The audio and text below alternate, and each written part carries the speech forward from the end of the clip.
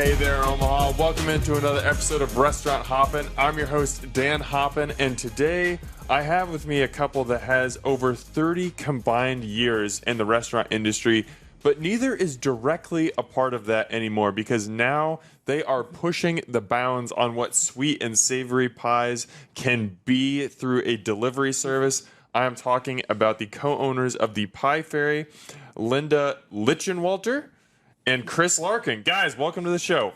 Nice to be here. Thank you, Dan. Appreciate it. So first, I want to lay out what the Pie Fairy is because I think it's really unique. At least I haven't seen many other things like it. So you guys are independent bakers. You make pies, both sweet and savory, and plenty of other treats in your home. And then you make deliveries to people's doorsteps, which is pretty amazing. There's no storefront, but you guys are super active on social media, really good about letting people know, hey, here's the menu for this month. Here's when you can order. Here's when you can expect your delivery. Did I miss anything in that summation? Or is there anything else about the Pie Fairy that you would explain to someone who is experiencing it or hearing about it for the first time? No, I'd say that's about it. Thanks for tuning in. I appreciate it. No, that sums it up nicely. We're licensed cottage bakery. We deliver directly to our customers, and whenever you message us to place an order, you're talking to one of us, and we bring goods directly to you that are freshly made to your specifications. Yep. We kind of got started. We were kind of a COVID baby business. We were working service industry. March of 2020, got laid off like many others of our fellow service industry people, and we had to pivot. We were doing pop-ups prior to that time, and so we decided to just kind of pivot to cottage baking, and it allowed us to reconnect with our friends, our family, our coworkers, but to do so safely at the time during COVID, and to provide freshly made food to people at a time where I think they really needed something comfortable. Yeah. It is amazing to me, especially with guests that I've had on this show. Obviously, COVID was absolutely horrible. I'm not trying to paint it in a positive light in any way, but it did provide opportunities for some people in the restaurant industry to kind of explore what it would look like to do their own thing.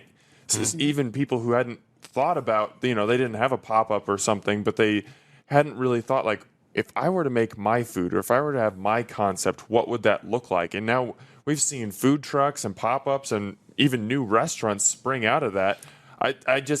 It kind of gave everyone a moment to just kind of pause and reconsider what their life could look like. Is that kind of what it was like for you guys? Yeah, it was a very unexpected opportunity that we found. And it was, we had the advantage of the fact that everyone was stuck at home. And of course, you can only order pizza delivery so many times and then need something else and something different. And everybody was looking to support local and help people like us that, we could no longer work in the service industry as we knew it before, and help support us and keep us going.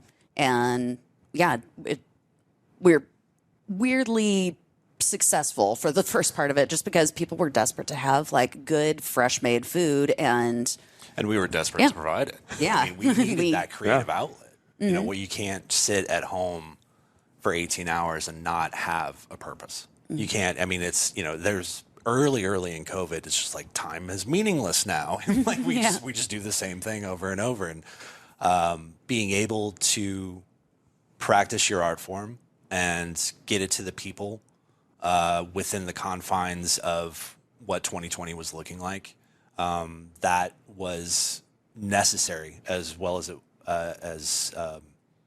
fiscally lucrative. So, well, I'm glad that it worked out mutually because now you guys get a chance to express yourselves creatively, and we get delicious pies. Yes. So that's a win-win. I'm in for it. So before we get more into the background and everything, because I definitely want to talk about the genesis of your company and your business, I just need to know, and I think that I could get very different answers here considering we have a sweet and a savory chef here at the table, but when you think of a great pie, Like, what are the defining characteristics? What takes a pie from, okay, this is a good pie, to, okay, I'm working with like a legit pie right here? There's different approaches that I suppose we take to get creative, I guess, with our creations. Sometimes it can vary from, we love to travel. That's a big source of inspiration for our food. And maybe like we've had desserts, both savory and sweet, that are inspired from our travels. Could be a specific flavor and profile or ingredients that we've experienced in other areas of the world that we want to showcase and bring here. Or sometimes it's inspired by something as silly as a movie. Like with Halloween coming up, there's definitely going to be some very fun, kitschy, horror-inspired pies that we're going to be doing, and especially on the sweet side, because I can have a lot of fun with decorating and making goofy themed desserts for the season.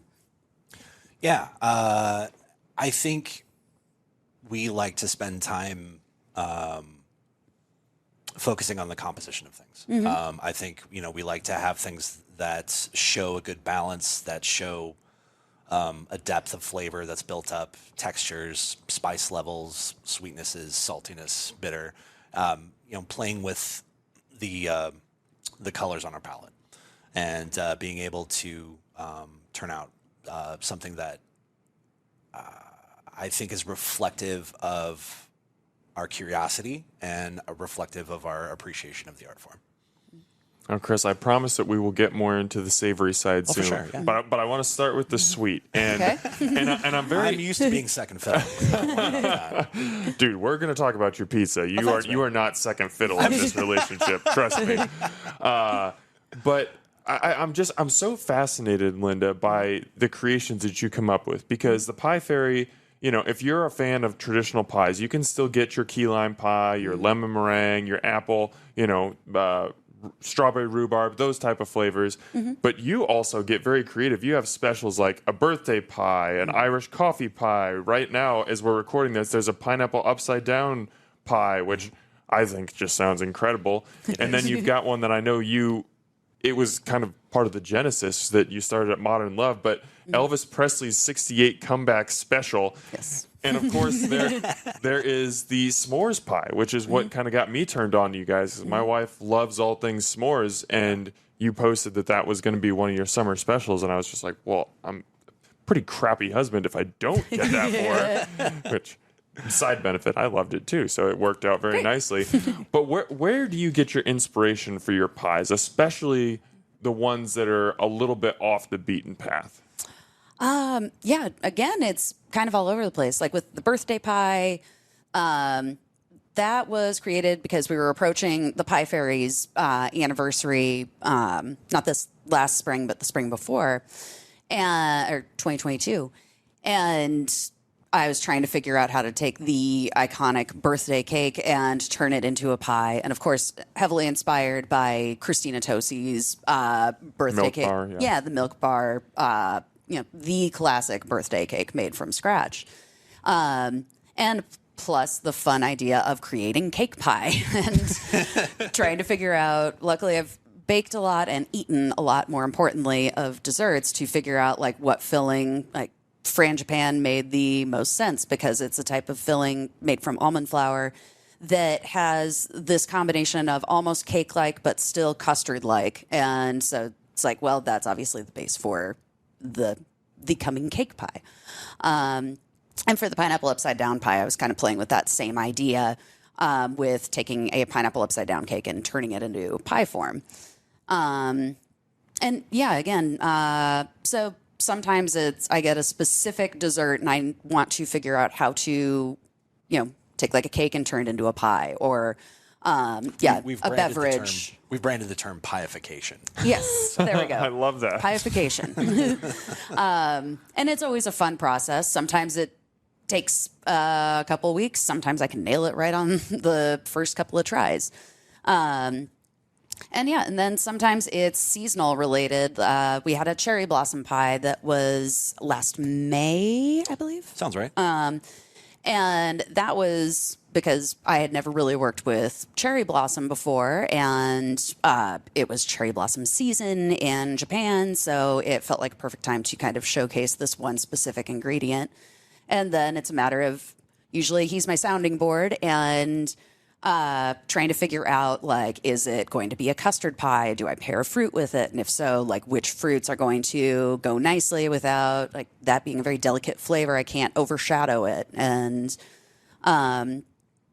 yeah, it's each creative process with each month's featured pie is unique. Just depends on if I'm looking to explore a specific ingredient or if I've got a specific dessert that I want to pie-ify.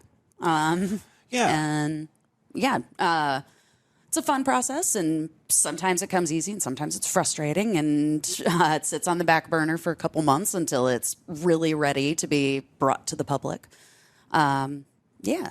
I almost kind of look at it like being a DJ. Because you... Now, this is interesting. I was not expecting DJs to come up in this conversation. Well, I think all art forms can borrow from each other. Sure. And I think that's how art collectively advances. As a DJ, you can kind of take the temperature of a party or a gathering. You can kind of check what time of night it is or what time of year it is. And you can pull different seasonal flavors. Earlier in the season, you have early flavors. Later in the season, you have more fall and winter inspired flavors. And you kind of write the soundtrack of the evening as DJ. Well, as chefs, I think you do a lot of that too. You kind of take the pulse of what the crowd's kind of feeling at the time, what's kind of going on in current events, what's kind of going on seasonally, what is at the peak of its freshness, what's a great time to, put in a slow song or bump up the tempo, or, I honestly think that's kind of you just read the crowd and try and kind of give the love right back to the crowd, That was a brilliant comparison and beautifully said. If you ever need a side hustle as like a poet or something, I think you've got a secondary career. You're very charming. Thank you. Okay, so one thing I wanted to do off the top, I've already failed as a host, so Yeah. I have to say this. If somebody's listening to this and they're like, these pies, these pizzas, these other desserts that we're going to talk about, these sound amazing, I need to order some. Sure. They can message you guys on either Instagram or Facebook at The Pie Fairy, and you guys will get back to them and say, hey, when do you want them delivered? That they can schedule it out pretty much on their schedule, and you will deliver it to their front door. Like, it literally could not be easier. So just letting people know on that front. Yeah, go. We keep active profiles on Twitter, Facebook, and Instagram. You can find links to our social media at thepiefairy.com. When you DM us on one of those three platforms, you're DMing literally us, and we'll take it from there. We just like to have a conversation, figure out what you want, and set up a time to deliver. And the other thing I want to mention is the majority of what we're going to talk about today is pies and pizza, maybe a little bit of pot pie, but you guys also do cookies, cupcakes, brownies, custom cakes, breads, like all kinds of different stuff. Basically, if it can be baked, these two can make it for you. So check their social media. They put up a monthly menu with, I don't even know, 30 or 40 items on there. So there's all kinds of good stuff there. Okay, back to what we were talking about. What is your favorite pie-ification? So this could either be your favorite flavor that you created, or maybe one that like took a really long time and you just couldn't nail it, but when you finally did nail it, it was just like, yes, I got that one. What's your favorite pie-ification? That birthday pie was probably the most fun one to do, and that also unlocked a lot of avenues for you after that was nailed. That was true. Kind of like a nice stepping stone to a lot of different applications. But go on, I'm sorry. Yes, the birthday pie I feel like was probably my most exciting accomplishment. But beyond that, I've done so many. I do featured one every month, and sometimes I'll even come up with a new flavor to kind of round out the menu, and also like something that's seasonal at the time. And let's see, I'm trying to think on some of the other ones. Obviously, the Elvis was back at Modern Love, the Elvis and the Snickers pies were my biggest accomplishments there. and they're still great, and I still feature them on the menu from time to time. They're a Pie Fairy classic. And thanks to my working at Modern Love and playing with the wonderful vegan ingredients up there to come up with those.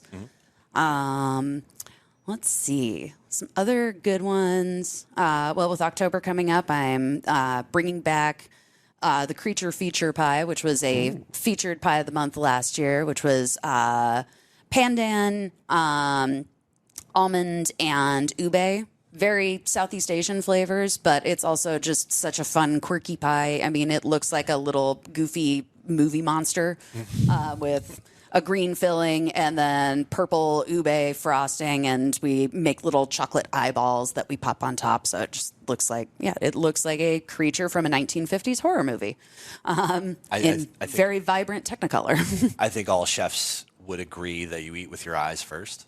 And sometimes when you can sell someone visually on, oh, this looks fun, that kind of puts your heart and mind in a place where you're like, I'm ready to take a minute and take a bite of this and have this change my day, that kind of thing. So sometimes it's a way for us to make an aesthetic where it's just like, hey, have a slice of this and just relax for 5 minutes. And I suppose, another pie just came to mind. The milk and cookie pie. I'd be a fool to not mention that one. Which that was early on for us. That was the first winter. Yes, Christmas time, because I wanted to do a featured pie, and so I was like, well, something for Santa, the Santa milk and related, cookie. yep. And it's a the shell is literally just a chocolate chip cookie. Pressed scratch made chocolate chip cookie dough pressed into a pie tin, so it's literally just a baked up cookie, and then coated with chocolate ganache on the inside, malted milk custard and whip, and then I cut out little heart-shaped mini chocolate chip cookies to decorate with. And it's super fun and delicious and just kind of classic childhood memories for that one. That sounds incredible. I made a mistake in scheduling this pot. We're recording this at 11:30, so it's like right before lunch. I'm already hungry, and now I just have milk and cookies pie in my brain, and it's not going to be able to come out. It'll be back for the holidays. Comes back every year. Yes, let's go. Yeah. One more reason to look forward to Christmas time. So I'm really curious because baking is, I would say, more like. It's a science. Let's just call it what it is. It's a science. When you're talking about different bake times, bake temps, how the weather affects, what you're doing, the humidity levels, all these different factors. And you're talking about pies that are just wildly different from one another. Like 2 examples that I saw, like your chocolate brownie pie, I assume, is going to bake very, very differently from your lemon chess pie. Like you're not just taking one base and putting different ingredients in it and saying, hey, this is my new pie of the month. You're having to, like, on some of these, like, totally re-engineer it. Is figuring out that baking process and which works for each pie, is that just total trial and error? Or how do you come to those?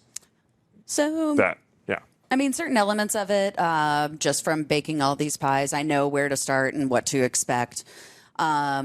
Sometimes there is trial and error, especially if I kind of go way off the beaten path and I'm trying something very dramatically different. It does take trial and error. And those are the times where sometimes it gets a little frustrating. It's like, okay, well, it's not happening for this month. We're going to keep working. Maybe I take a break for a couple of weeks and then come back to it with like fresh eyes and try something completely different and have it ready for the following month. But trial and error is definitely a part of it. Luckily, I have enough knowledge that it cuts down lowers the number of trials that I have to do. I would agree. And I'd also add that I think with any exploration, there's a sweet spot between staying on the beaten path and pushing yourself too far away from explored territory. And I think that edge, that balance is where you kind of want to be. You want to be scared just enough. And you want to have one eye on where you were and one eye on completely unexplored territory.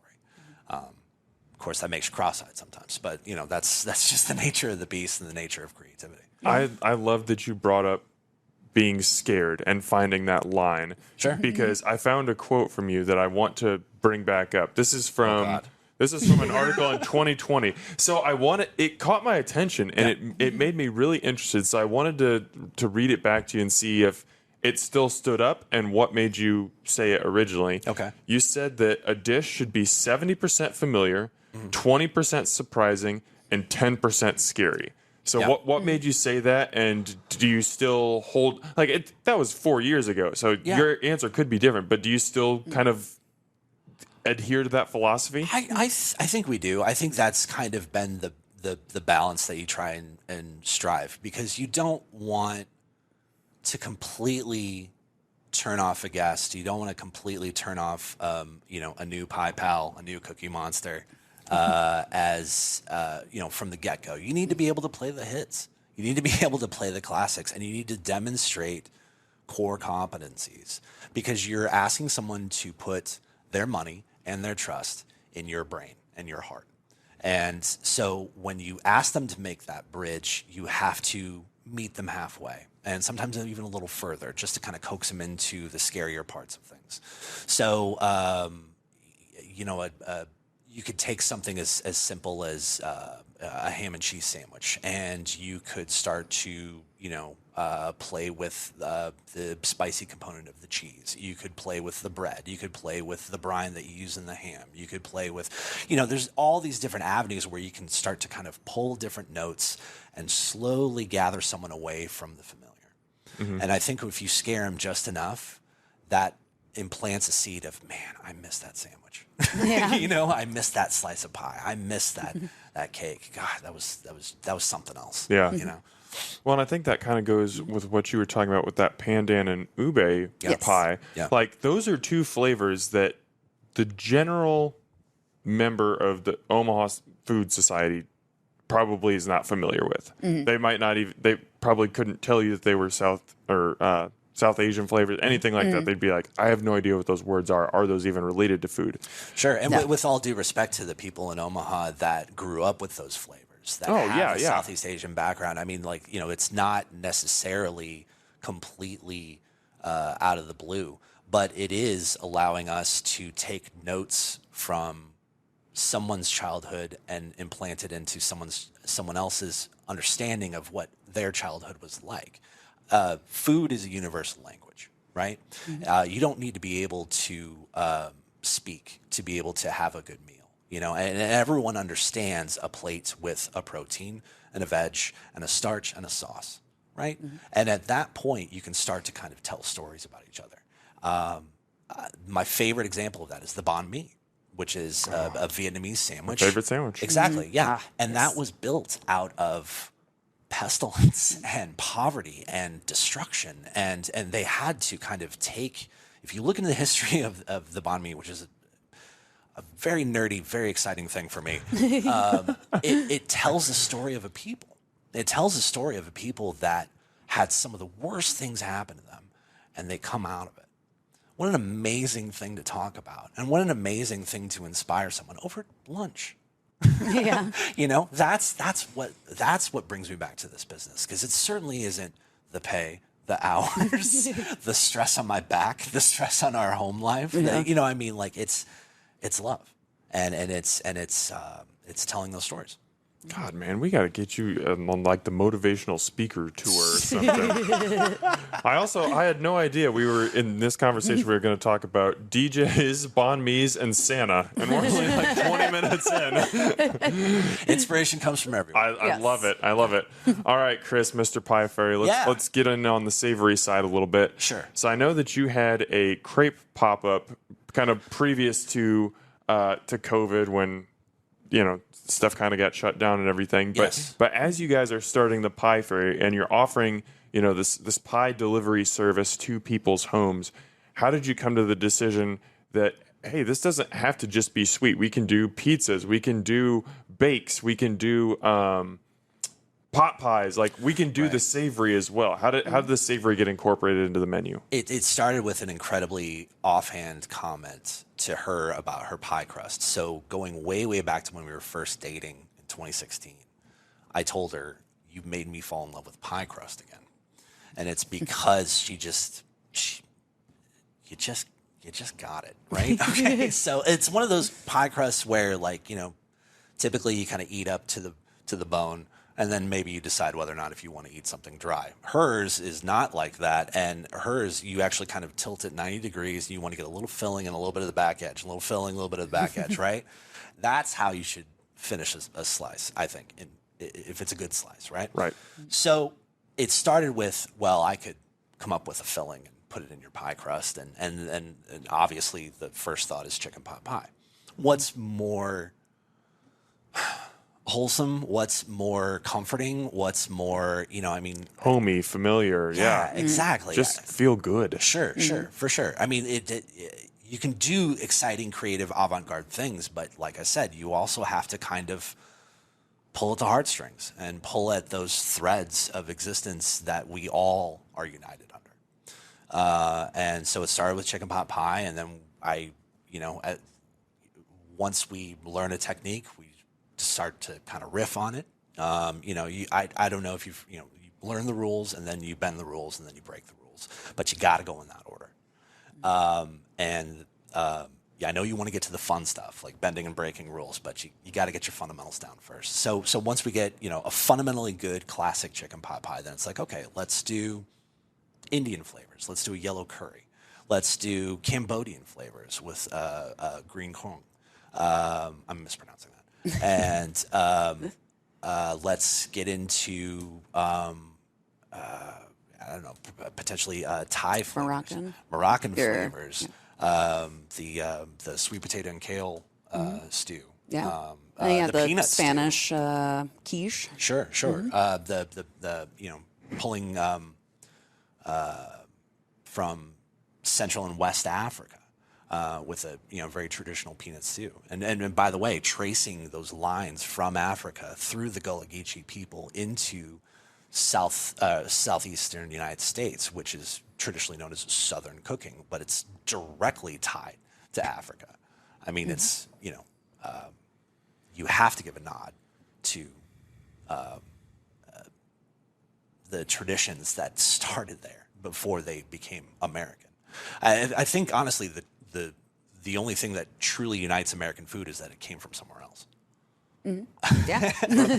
Yeah. So, I mean, you look at the apple pie, and there's not a single native ingredient. Chicken pot pie was probably being eaten in England long before we started making them here. Certainly. And like a stew with a pastry crust on top, that's been around forever. I mean, that goes back to the cradle of civilization. So, it's, but yes, to stop from a macro view, it's just kind of playing with the art form, and it's playing with the base. We've got a great base. The pie crust is amazing. What can we do with it? Okay, let's branch out. What if it's not pie crust? What if it's dough? What if it's, quiche crust? What if it's, and that's where things just kind of branch out.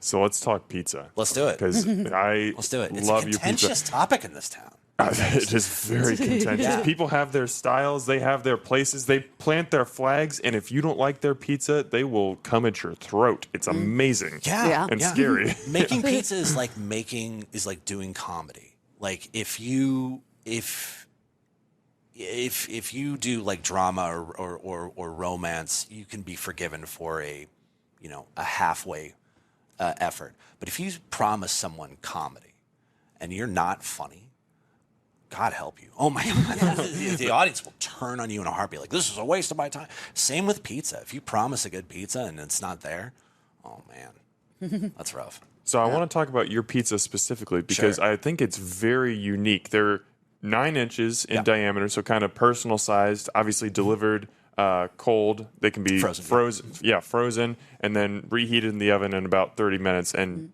very, very delicious. Thank you. And I found it so interesting that you just said that Linda's pie crust, it's like, it's not just you get to the end and it's, oh, do I want to eat this? Because that's how so many people view pizza crust. Like, I can't tell you how many people, if I go to a pizza restaurant, I see them eat to the edge and then they're just throwing the crust away, which I think is, if it's good pizza crust, that's a travesty because well-made pizza crust is just phenomenal. And that's what yours is. Like, it was, it's very thick, but it's also like really rich and buttery and just delicious. Like, I found myself just like almost getting excited, getting to the edge of the pizza because I was like, now I got to eat that crust again. This is fantastic. That's nice to hear. So my understanding is it's kind of your riff on a deep dish, a Chicago-style deep dish pizza, correct? Yes, but without the lake of red sauce. Which is much appreciated. I feel confident saying that. I tried to pull some notes from Chicago style, from Detroit, and then from I did some background with a New York style pizza in previously in my culinary career. So I was trying to kind of blend like, all right, these are the aspects that I like from all these different families that very much hate each other. But then I also had you also have the confines of, okay, this also has to be delivery. This also has to be something that rebakes nicely. It's got to rebake on the first day just as good as it does on the 85th day because, if it's frozen, if you pack your freezer, that food's got to be good. I mean, ultimately, I wanted to answer the question, why does frozen pizza have to be so awful? Yeah. Like, before you, I was very much a bachelor eating frozen pizzas, and everybody eats frozen pizzas and has them on hand for those easy, quick fix meals. And sometimes the box tastes better, and that's not good. I mean, I like the fact that when we talk about specific aspects of things on our menu, we can be like, okay, well, it's got 5 ingredients, and 2 are water and salt. most major conglomerations cannot say that. Mm-hmm. Yeah. And I like that. It just comes down to skill at that point. So you're talking about pulling from, like you said, these are pizza families that don't normally talk to each other. Like New York, very different from deep dish, very different from Detroit. For sure. Mm-hmm. How did you kind of combine elements from these different styles of pizza to create like your own? Because as I was doing my research, I think there was an Instagram post or something that kind of referred to it as Chicago style deep dish, but I was like, that wouldn't be where my mind would go. I actually don't know what style I would most say this pizza is like. So how did you form this thing? I think we both kind of instinctively had notes on what makes a good slice and what makes a good pie. Mm-hmm. And we both, it was not something like I didn't set out to unite the families of pizza. And I didn't do that either, so I'm not claiming anything like that. But you have limitations with as far as the delivery and the packaging. You have limitations as far as what can fit inside of that vessel, which, by the way, the reason why we sold on 9 inches is because that was literally the cheapest things we could find. Yeah. And we are looking at packaging and overhead and be like, boy, you want to run a lean business? Run it out of your house. Absolutely. You learn how to run super lean. Noted. And I think it evolved, honestly. I think it started with an idea of let's do Chicago deep dish. And then but I also missed this part. And I also missed this part. Yeah. And then it just kind of turned into its own thing. Mm-hmm. I just hope that people dig it. And, I wanted to give people something that tasted like real food that they could pop out of their freezer in 30 minutes. Simple solutions. So. Well, I can't speak for if anyone else is digging it, but if I'm at your pizza comedy show, I'm like standing up and applauding, and just my gut hurts because I've been laughing so much. One more question on pizza, and it kind of is a riff on what we talked about with the creativity with sweet pies, your pies. Mm-hmm. If somebody just, if they're a traditionalist and they just want to get cheese, pepperoni, sausage, anything like that, you can definitely do that. Got to play the hits. But you also, you go in the 10% scary part too. You've got an umami bomb pizza, a steak and blue pizza, and one that I tried, a blueberry bourbon barbecue, which stood right up there with the pepperoni. Like, I thought the pepperoni was going to be a lot better, but I honestly don't know which one I liked better. When you're coming up with those creative ones and going on that, okay, this is a little bit scary. Where do you draw your inspiration from? I think the umami bomb is actually a great example. So we love to travel as much as possible. Getting perspective from somewhere else on the planet is always a good decision. we made it up to New York. We've done that a couple of times. We got a chance to eat at Momofuku, and like you do in New York. And they had an amazing noodle dish that we both enjoyed. And I started taking notes of the flavor profiles. I was like, I'll bet I could turn this into a pizza. And so we did. And that was just kind of the end of it. At that point, it was just like, I can take this with this. I can take this concept and this feeling that the dish gives me with the limitations of this package. Time-honored food tradition of a thing with stuff in it, and make it work. So yeah, that was I don't know. I'm proud of that one. I think that was one I wanted to make sure you tried. Okay. I can't wait to try it. We haven't tried it yet, Dude, but that will happen very soon. Here's the thing: we need to order more pizza because as of now, we only have the one left. So it's not like I'm going to eat it and then Sarah's just going to sit there and have FOMO, and I'm sure as heck not letting her eat the whole thing. So we'll be placing another order, and then I'll let you know how much we love the Momofuku-inspired pizza. Thank you. Yeah, that'd be great. How do you two meet originally? Tinder. Believe it or not. Dating apps are the way that people meet today. Like 70-80% of weddings I go to now, if you ask the couple, how'd you meet? It's we met online. I think especially if you're, super big nerds and, kind of socially awkward. And I knew her not beyond I don't know, just kind of like a friend of a friend sense prior to that. And then we clicked on each other on Tinder.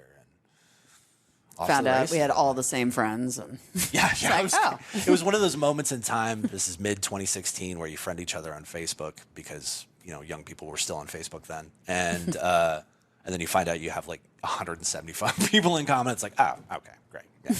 So it's just kind of a matter of time before we would have ran into each other. Yeah.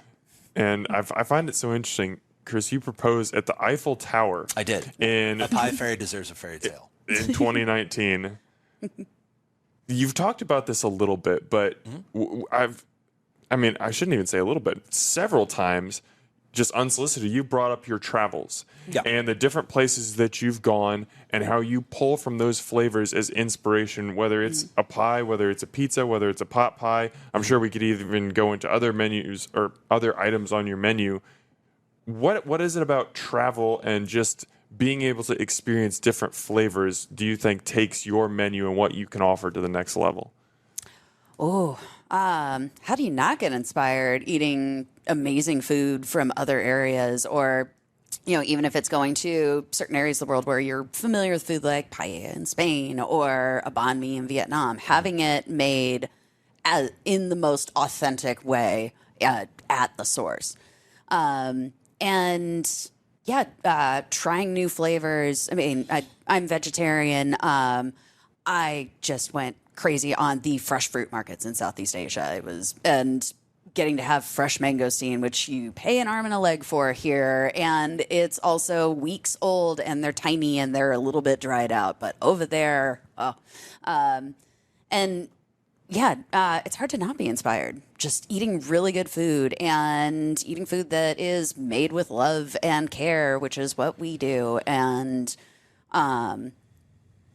and I want other people to experience these as well as best as I can do, or take these flavors that I got to try in other areas and introduce them in a pie, or he introduces some savory ingredients into on the savory side of the menu. Yeah. Sometimes when we compose a dish or a new item for the menu, sometimes we're thinking about a specific restaurant we went to, like Momofuku. Sometimes we're thinking about a specific feeling, like walking through the hills in Sapa, Vietnam. Sometimes we're thinking about specific nights. Sometimes you just meet an amazing ingredient for the first time. You're like, oh, I got to do something with this. This is incredible. It reminds me of this, that, and the other. And then the brain starts working. And jazz starts playing. And, it's the nature of the beast. I feel we're both very fortunate to have opportunities to be able to self-fund on the cheap Yeah. and get us as far away or as different of a place as we've ever been, and then just let the place reveal itself.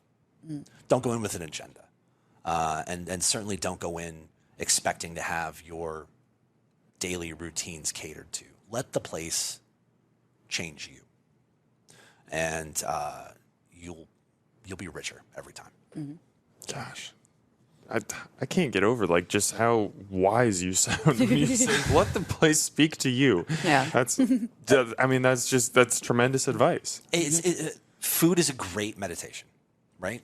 It's like I said, it's a universal language. It's a way to communicate thoughts and feelings and experiences and emotions and stories, and it's a way to literally level the table between two people that you wouldn't think have anything in common. Okay, let's bring it back to the Pie Fairy because I want to I'm getting real macro. I'm sorry. No, I love macro. This is fantastic. All right. I want to get into the origin story of the business, and I think that starts with the name, which you got while you were baking at Modern Love. Where did the name the Pie Fairy come from? It was a self-given nickname, and it was kind of a joke that when I was working at Modern Love, being the pastry chef, my hours there, I was in the kitchen well before the front of house staff came in, and was more often than not gone when they came in and started to set up for dinner service. And it had been relayed to me that, there's a couple people who are like, I don't know who the pastry chef is, but it's just, something along the lines of that just pies magically appearing in the cooler. And not fresh only pies. guests, but people working the front of house. Like, I have no idea who our pastry chef is, but they just magically. Well, it was specifically, the front of house staff that I just never met them. Our hours would never cross over. And so whenever I had a new pie that was introduced or that was putting on the menu, or new garnishes, or had some extras of something and left it for the staff, and I would leave a note and I started signing it the Pie Fairy. And then, I just kind of adopted it because I thought it was funny, and well, now it's our business. Right, Kobe gave himself the nickname the Black Mamba, and that's stuck, and now it's epic. So giving yourself a nickname, not necessarily a bad thing, especially when it leads to starting a business. Yeah. So nothing against that. And then, Chris, your background, you were the sous chef that helped open Moolah and Night Owl. Yeah. And then I'm interested, what was the crepe beyond? Like, I'm so fascinated by this concept because crepes are really, really cool, but you don't see them very many places here. This was your pop-up. No, and it's weird because it's such a simple thing. Yes, it's portable. Like, it's right in America's sweet spot, I feel like. And we're just missing it. Pennies per crepe, blank canvas. Go nuts. Go sweet, go savory. Yeah, exactly. And so, I mean, that was the draw for me. This was even 2019, maybe late 2018. 2018, actually. Yeah. Because you started doing crepes, and that's when I was like, well, if you're going to do crepes, we probably just need to go to France. And you shockingly said yes. I was like, okay, I'm booking the tickets. Little did you know, I had a ring. No, I had been kind of out of the back of house game, the chefing game for a little bit at that point, and I was getting the itch again. I was getting the itch to create. I felt that maybe we could do some one-off events once a month. We happen to have a lot of connections in the nightlife scene in town through our collective knowledge of working the front of house and other people who are now Omaha legends in the front of house.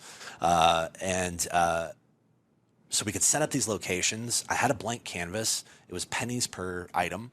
And it allowed us to kind of just have fun. And I think the impetus behind it was, how weird can we get with a crepe? Which is a really weird thing to say out loud. And but also, maybe I think for a while we kicked around the idea of food truck. I think it wasn't necessarily brick and mortar. The Crepe Beyond was discussing this idea of taking $1 of every crepe sold and donating it to a local nonprofit. And we tried to kind of theme the events around the nonprofit. So, for example, we did one for the Omaha Public Library at K-Tai. down in Benson. So it was Chris and Linda Get Lit. And we had all of these literary inspired sweet and savory offerings. And then we donated money back to the Omaha Public Library. We've done this for a number of nonprofits. And I think it got us in the habit of exploring the boundaries of this is the object, this is the confines within it needs to be created. It's got to be able to be executed this quickly. What can we do? That kind of thing. I think for us, we enjoy more playing within the boundaries of a space and seeing what we can get away with. And I think that's where we have the most fun. Yeah, I mean, that's clearly set you up for success with this business. So, well, it's learning as you go. I mean, don't get me wrong. We are absolutely making this up every day. So. I'm definitely not saying you got it all figured out, but you've got a good base. You've got a good start. I'll say that much. Yeah, thanks. So COVID hits early 2020. Like you said, you guys are laid off from your jobs. Pop-ups aren't really happening at that point because we don't know if we're allowed to gather. It was all just very odd. Where does the idea for let's start we want to keep cooking. We can't just sit around for 18 hours a day. We got to do something. We need a creative outlet. How does the idea for let's start a home baking business and do home deliveries? Where does the idea for the concept come from? Well, it started with the lack of bread in the grocery stores. Yeah, that was terrifying. You walk into a grocery store and there's no bread. It's like, this should be like the last thing to happen, honestly. Yeah. And so I knew it was like, well, I mean, I'd done some bread baking, but not very much, especially not sandwich breads. It was mostly sweet breads and quick breads that I knew more about. And so I was just like, well, I guess I'm learning how to bake bread. And then, I already knew how to do pies. And he had the idea of basically us selling loaves of fresh baked bread for $5 and putting together a very modest pie menu. I think we only had maybe 4 or 5 options to start. And that's just where it started. And then gradually adding more onto it. But it really started with okay, well, no one can get bread anywhere. And So here's a little pie menu. We'll do delivery and let us know if you need something homemade. I feel like we tapped into, you put yourself back there of spring 2020 and the fear and uncertainty. And everyone's coping mechanisms were ended immediately. Couldn't go out. You couldn't have someone make you food, have someone make you a drink, have someone, everyone's basic skills of, 8 hours, the old idea, the important idea of 8 hours of work, 8 hours of sleep, and 8 hours of time for you. Everything in that 8 hours of time for you has been disrupted, along with work, and then subsequently your sleep. So it started with, okay, let's get back to basics. Let's get back to fundamentals. Let's make sure everyone has homemade sandwich bread, right? Start with the basics. And then we can just kind of slowly piece things together from there. So that was it. Yeah. So, you start with bread. Yeah. I'm assuming that there was a good response to that. When did it start to evolve into, okay, we got the bread basics down. Now maybe we start branching into pies. These are things that, and I think you kind of touched on this, Chris, but very comforting, familiar, homey. Everyone loves an apple pie. Everyone loves chicken pot pie. These are feel-good foods for sure, in a time where no one felt good. So you're kind of hitting a sweet spot of people are looking for the familiar, but me, I love a good pie. I can't make one. I've got no chance in the heck of being able to do that. But if somebody can bring that to me and have it taste delicious for 5 minutes, 10 minutes, however long I'm eating that pie, I get to escape from whatever's happening outside my doors, in the COVID world. How did you come to the decision that we can offer more than just bread? This is an opportunity to maybe even start a real business here. I think the next step after, just loaves of bread and pie, I think that was when you were like, well, I should start doing something savory. And that's when we kind of started figuring out the take and bake stuff. Yeah. Which was definitely a learning process. And thank you to any of the long lasting Pie Fairy fans that were grabbing a lot of those first and second year iterations of things where we were still kind of, figuring things out. And if you've stuck with us this far, thank you very much. But yeah, I think it was, one, it was out of necessity. I mean, there's only so many sweets you can sell, right? Yeah. And two, it was also out of our own necessity, needing to have more than just one outlet. I mean, there's nothing wrong with specializing in just one thing, but I think we're not the type of people that are satisfied just doing one thing every day for the rest of your life. We need that diversity. We need that experience, because that's what makes life fun. Exactly, right? It gets you out of bed. You do the dumb stuff so you can do these fun things, right? I mean, that's what it's all about. Yeah. So, And I think beyond that, any other additions like the cookies and the cakes and such, it was largely just people messaging us with special requests. Oh, that needing too. cupcakes Yeah. or looking for specific goods. And then it's just like, well, I'm getting requests for this often enough. Let's just make it a part of the menu. And that's where the improv instinct kicks in. Like, hey, do you do cupcakes? Yes, and yeah, and then you, like I said, you just kind of go with it. You riff, like, sure, we fundamentally we understand what a cupcake is. Tell me more. What else were you thinking about? That kind of thing. yeah. So is all this baking done in your home? Yeah. Yes. How? You guys make so much stuff, and I mean, I don't know what your numbers are every week, but like but I can't even wrap my head around how all this baking would happen in a home kitchen. And I'm sure you have more equipment than the typical home kitchen, but yeah, I'm just going to lay it out there. One word: how? Well, the main floor of our house is not our house anymore, but It's just a bunch of ovens. shockingly, just one. And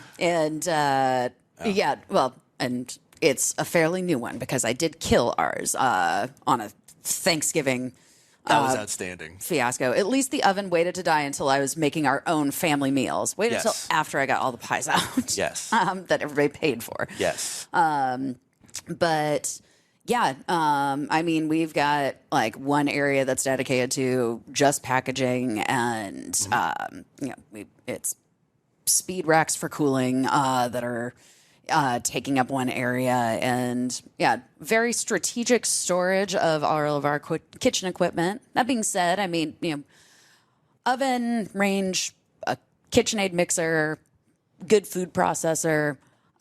Those are the basics. Anything else, we've invested in like sous vide and such. We get very creative with how to store them properly in the kitchen, so that way we still have workspace. Yeah. But I think we're probably ready for a brick and mortar situation. Yes. I think we definitely want to take our home back. yeah, But also, like I said, if you want to learn how to do a lean startup, do it out of your house. Because it will force you to get creative. It will force you to problem solve, and it will force you to reinvent yourself to where, you hear the phrase setting someone up for success. To me, that means, what's your strike zone? Like, seriously, like where are your favorite pitches? All right, I'm going to make sure I'm going to hit the spot every time because I want you crushing this thing, like just juicing the ball out of the stadium. Right? So it's finding your strengths and making sure that the menu supports this idea of, okay, yeah, these are the pitches we can hit. These are the ones that we can nail. These are the ones that we know we can show up for. There's certain things that wouldn't work in the style of business. And that's kind of why we want to lean into a brick and mortar at some point, because it allows us to expand our color palette again, which is never a bad thing. Yeah. So. Oh, I would totally be into that. I would love that. I also know getting into a brick and mortar is very, very tricky. Lots of complications that come with that. But when I think it's just so funny that you guys have one oven. Like, I'm imagining like a laundromat, but instead of like washing machines, it's just all ovens. Because I mean, you guys are churning out a lot of stuff. It's very, very impressive. This has been Such a fun conversation, and I have so much more that I want to talk to you guys about. Yeah. We're running up against it a little bit, but I can't get out of here without talking about the chili and cinnamon roll pie. And before we even get to the Alton Brown of it all, Yes. because we will get there. Yeah. But just the chili and cinnamon roll pie. This debuted, from what I can tell on Instagram, in January of 2022. What was the impetus behind making this thing? Obviously, a very, I don't know if it's just Omaha, probably Nebraska-centric. You know, it hits nostalgia for a lot of people growing up. Yeah. But how did you take that and be like, can we pie-ify this? It's a love letter to school lunch. Yeah. Honestly, in the Midwest. I mean, like everyone knows that combination for some reason. Chili And Day everybody was excited for that day. no kidding. It was, I mean, Yeah. you know, next to rectangle pizza and the peanut butter chocolate bars. Yes. That Yeah. chili and cinnamon roll day was like right there. It started. Honestly, sometimes I feel like sometimes we throw dish ideas at each other just to make each other laugh. And to just bust up like, we did chili and cinnamon roll pie. And then she giggles for 5 minutes. And then we end up We're like, like, okay, should you know we what, actually let's do do it. that? Yeah, let's actually do it. But yeah, I mean, it's a cinnamon roll infused pie crust with actual cinnamon rolls that have been baked that rest inside. And then I do a scratch chili, as in starting with water and dried chilies, and then build the flavor profile from the ground up.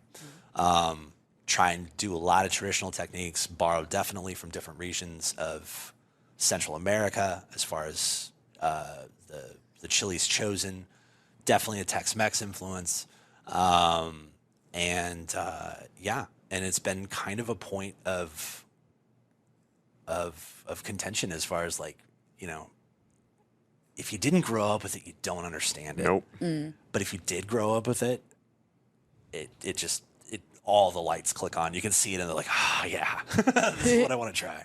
Yeah. And so it looks absolutely delicious. I have not tried it yet. It is in my future at some point. Don't lie, Dan. It's kind of a hot mess too. I mean, don't get me wrong. But it's a beautiful hot mess. Thanks. I appreciate it. Yes. That's what I was aiming for. So you were talking about kind of that line. You grew up with it or you didn't grow up with it. Alton Brown did not grow up with it. Yeah. And he was in Nebraska last November, so November of 2022, as a part of his Good Eats live tour. Yep. And someone must have told him about the chili and cinnamon rolls Midwest thing. That's his bit when he goes to different areas. Like, what's your quintessential dish? And I love that. I love that he does It's a good that. bit. But so he heard about this. He went to Runza and he posted a video on Twitter of him taking a bowl of chili. He spoons some of it out, puts it on the cinnamon roll, takes a bite, very clearly doesn't like it, and then just sets the spoon down and the camera cuts off. And Nebraskans let him have it. They were not happy with him at all. And I believe this was you, Chris, correct me if I'm wrong, but wrote kind of an impassioned letter on the Pie Fairies Instagram page, basically saying, Alton, we love you. You were what inspired us. Yeah. Try our don't do what you did. You did it wrong. Try what it can be. What inspired you to write that letter? So, it was wow. I felt bad for him in the sense that he was really getting a good old fashioned Nebraska dog pile online, but also I don't feel like he was given a proper introduction. No, I really don't. I really don't. I feel like it was a very gas station hot dog kind of version of what he got, unfortunately. And so I think when there's time and care and consideration put behind the cinnamon roll proper, the chili proper, and the marriage of those two things, I think you can understand why it's like, oh yeah, wow, cinnamon and spice. This actually makes sense. And what is a sweet roll except if it's not a yeasted cornbread version? You know what I mean? Like cornbread makes sense, crackers make sense, so cinnamon roll. I mean, you're just you're moving degrees away from the norm. 10% scary. It's got to be, because it makes you come back and you don't forget it. It was just it started as just a challenge. Like, hey man, I'll send you this for free. Just have a publicist or whatever, whoever's working at Alton Co. and at Good Eats Inc. or whatever, and I'll mail it out. I'll eat the shipping fees. Try it, please. Just try this. Someday he's going to do it. I promise. But the more and more people heard about the challenge, the more and more kind of people got behind it. Like, no, he really should try it, because I don't think he got the best version. So you never heard from Alton? Not yet. It's not without some people trying to help out, though. Yeah, Raygun were super. Yeah, they did the T-shirt run. Yes. With the chili and cinnamon roll. Yeah, they had a couple of really cute shirts. One of which had the Pie Fairy. Or the Pie Fairy printed on it as well. What was it like? Let chili and cinnamon rolls be together. Yes.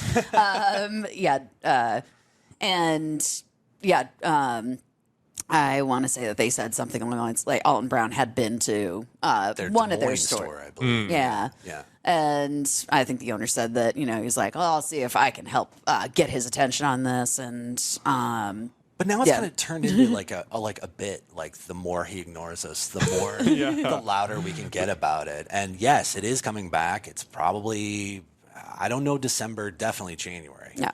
It's good, football season. Yeah, that's good weather food right there. Yeah. Dead of winter. You Yes. know what I mean? I'm ready to hibernate. Exactly. Give me a slice of... Yes. Yeah. Warm me up from here outward and leave me alone. Exactly. So yeah, it'll be back, and I'm sure our taunting of Alton Brown will also continue. So much to the chagrin of Block 16, I'm sure. So. Love those guys. Bye. Yes, we do too. On the very, very, very minuscule chance, Alton Brown, that you catch this Omaha food-related podcast, please try the chili and cinnamon rolls pot pie. His faces, don't show us. Come on.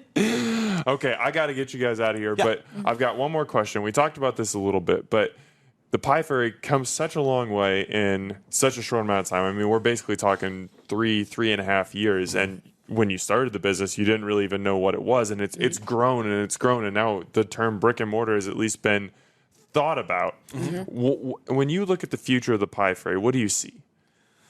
Wow. Yeah. I mean, getting our own storefront and having, being able to sell our goods to anyone that wants to walk in and pick stuff up on a whim, instead of you having to place your orders in advance and we make everything from scratch for you. And yeah, we've got lots of ideas for how we would expand once we're in a brick and mortar. But I mean, yeah, the biggest thing is just get a brick and mortar. Just one. We're not greedy. I would also add to that and say that, to kind of put a pin on it, post-COVID, or life with COVID, as it is post-2020, I should say, there's been big, bright lights shined at a lot of cracks in the foundation of the service industry. Yep. And I think we look at this as an opportunity to right some wrongs, to correct some boundaries that were broken, and ultimately to put this back, to put this back into the art form that it should be. Even casual comfort should have an art to it. Yeah. It's you don't have to have a wine list and a $50 plate to do art with food. Sometimes art is just a dang good slice of pie. Yeah. So we hope to have an opportunity to be able to elevate artists, elevate artisans, bakers, pastry people, and also elevate the people that make the hospitality industry what it is, which is, a lot of times it's the first thing you meet when you go to a new place. Welcome. What can I get you? What a great way to meet a city. Yeah. So. And that's what you guys, I think, are doing now. You're taking your personalities, like a city would give its personality. You're giving your personalities to people through food, and it is just, it's so fun to see. I mean, clearly, just watching you guys talk about your creations, you're so passionate about it, and you can taste that. So, listeners, or if you're watching this, go follow the Pie Fairy on social media. Check out their menus. Whether you're a sweet person or a savory person, it doesn't matter. Or just bread. Everyone loves bread. These guys have something for you. It is delicious. direct message them and get something, delivered right to your door. It literally cannot be easier. Chris and Linda, thank you so much for taking the time to come on the show today. This was an absolute blast. Yeah. Yes. Great time. Thank you for having us. Yeah, absolutely. It was my pleasure. Omaha, as always, thanks for eating with us.